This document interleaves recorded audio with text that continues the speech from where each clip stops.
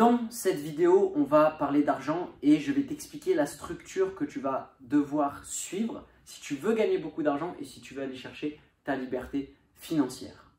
La première des choses que tu dois comprendre et que tu dois investir, c'est sur toi.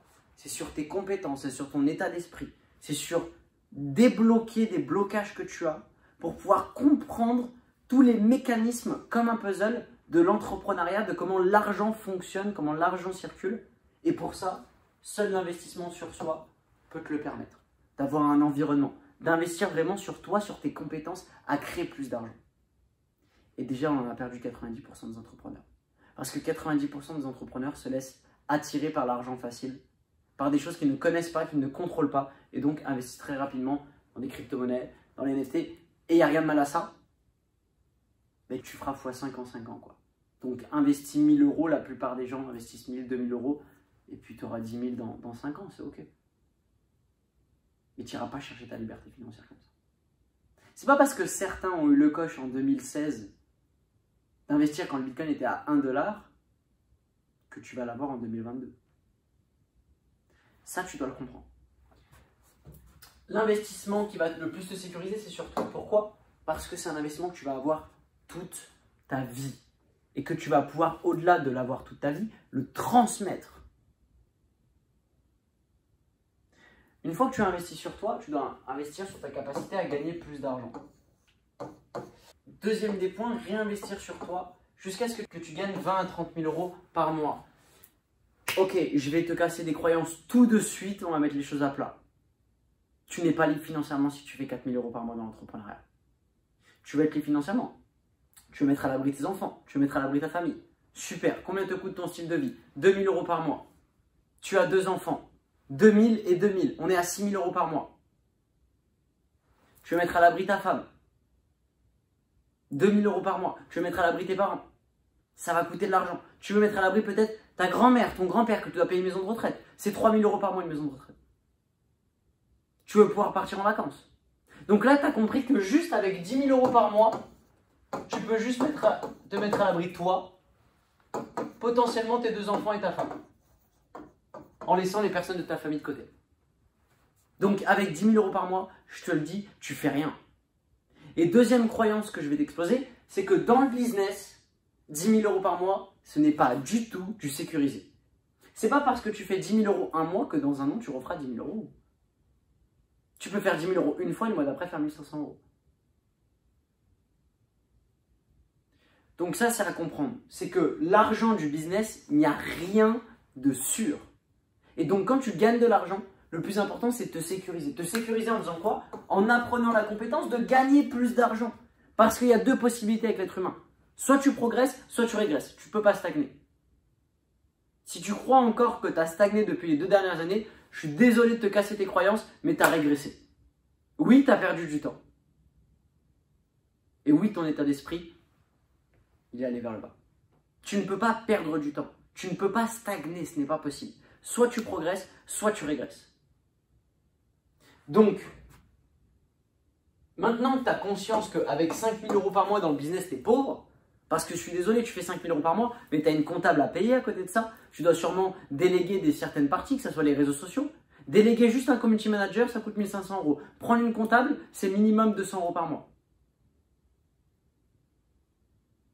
Ne serait-ce que tu vas investir juste dans un séminaire par mois, on est à 2 000 euros par mois de frais dans ton business. 5 000 moins 2 000, ça fait 3 000. 3 000, tu as juste de quoi vivre. Et potentiellement aller à Disneyland avec ton fils ou avec ta femme une fois par mois. Tu es loin d'être libre. Tu es loin d'être libre financièrement et tu es loin d'investir dans l'immobilier. C'est pas avec 15 000 euros ou 20 000 euros d'épargne que tu vas investir dans l'immobilier. Donc, il faut que tu comprennes qu'il va falloir que tu gagnes plus d'argent que prévu. Et oui, l'entrepreneuriat, c'est ça. Rien ne se passe comme prévu. Et donc, souvent, on s'attend à quelque chose. On se dit, je vais gagner 10 000 euros par mois, je vais être super bien. Et après, je suis tranquille. Oui, mais tout ne se passe pas comme prévu dans l'entrepreneuriat. Et donc, tu vas devoir gagner plus d'argent que prévu. Parce que si tu veux investir dans l'immobilier, ne serait-ce que tu veux être réellement libre financièrement en bourse ou en immobilier, bah, en immobilier, tu investis 100 000 euros. Si tu investis correctement, à 10% par an, 10% par an, pour ceux qui connaissent l'immobilier, je vous le dis, c'est que vous vous êtes fait accompagner, c'est que vous avez des bonnes opportunités, que vous avez un bon réseau et que vous savez de quoi vous parlez. Quand vous investissez correctement, 100 000 euros, ça fait 1 000 euros par mois. Donc si tu veux un minimum de 3 000 euros par mois qui tombent de l'immobilier, 3 000 c'est pareil.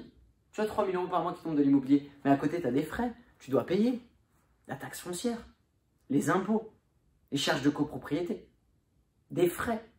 Et le locataire il va peut-être casser des choses, c'est à toi de payer tout ça. Donc tu as 3 000 euros qui rentrent, parfait. Mais à côté tu as peut-être 500 euros qui sortent tous les mois. Donc ça fait 2 500 euros. Admettons 2 500 euros te suffit pour vivre.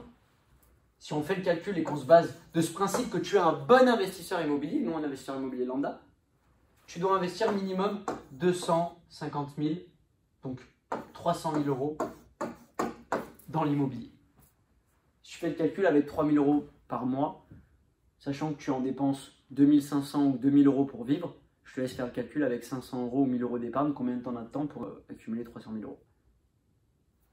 On se rappelle dans 10 ans. Ça te va? Donc, il va falloir que tu gagnes beaucoup d'argent. Tu investis sur toi. Deuxième des choses, tu réinvestis sur toi pour apprendre la compétence de gagner plus. Jusqu'à minimum 20-30 000 euros. Une fois que tu fais 20-30 000 euros par mois, la troisième étape, c'est d'investir 50% sur toi et sur ton business, de continuer à développer ton entreprise, mais également d'épargner 50%. Et oui, parce que là, tu fais plus de 1 000 euros par mois, et quand tu vas épargner, ce n'est pas 1 000 euros par 1 000 euros. Et tu en as pour 6 mois avant d'acheter un appartement. Là, si tu fais 20-30 000 euros par mois, c'est minimum 10 000 euros que tu épargnes. Et donc, en un an, c'est 120 000 euros que tu épargnes. Et donc, en 3 ans, c'est 360 000 euros. Félicitations. Tu es passé de 10 ans à 3 ans. En une seule étape. En 3 ans, tu as 360 000 euros. Tu investis dans l'immobilier, on parle bien de 360 000 euros d'épargne, sans compter ton style de vie pendant ces 3 ans. Et tu as un revenu minimum de 3 600, on compte à 10%, 3 600 euros par mois. Donc tu dois apprendre à gagner plus d'argent. Et une fois que tu as appris à gagner plus d'argent, moitié business, moitié épargne. Tu épargnes et ensuite tu investis ton épargne dans des actifs, donc dans l'IMO, dans la bourse, et à ce moment-là, on investit dans l'immobilier, dans la bourse. On n'investit pas dans la bourse quand on a 2 000 euros d'épargne, qu'on est étudiant et qu'on est en alternance. Sauf si c'est ok, tu te laisses 10, 15, 20 ans, 30 ans devant toi. Ça, c'est parfaitement ok et je respecte cette manière de penser. Mais si tu es dans ce groupe Telegram, c'est que tu fais de l'entrepreneuriat, c'est que tu fais du business. Et du business te permet de gagner plus d'argent. Et 95% des gens qui sont dans ce groupe, ça m'étonnerait qu'ils veulent être libres financièrement à 50 ou 60 ans. Je pense que c'est plus à 25, 30 ou 40 ou 50 ans que vous voulez profiter réellement. Avoir une liberté totale. Ton épargne, tu vas investir dans des actifs, immobilier, bourse. Une fois que tu as les finances, tes actifs permettent de financer ton style de vie. Félicitations, tu n'as plus besoin de travailler de toute ta vie pour toi, tes enfants, ta famille. C'était les 4 étapes que tu vas devoir respecter si tu veux vivre l'abondance et aller chercher ta liberté financière le plus rapidement possible.